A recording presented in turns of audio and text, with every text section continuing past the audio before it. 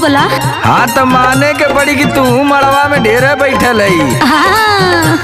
अब ई जौन पूछा थी ना का हो? एके बता दे भी ना तो तोके एटीएम दे दे। अच्छा जो जाए के मजा लिए। पूछा।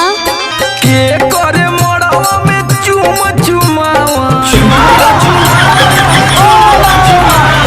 अब मेहरान से पूछबा के करे चुम चुमावन। बताऊ के करे मड़वा में चुमा चुमावन के हो करे लावा परीक्षावन। हल्ला सुनो मर्दे। अरे अरे अभी यार दे मर्दे कभी सरहज करे माड़ावा में चुम चुमावन। मान गिनी तो के करे जा। सुना अरे सरहज करे माड़ावा में चुम चुमावन भैया करे लावा परीक्षा।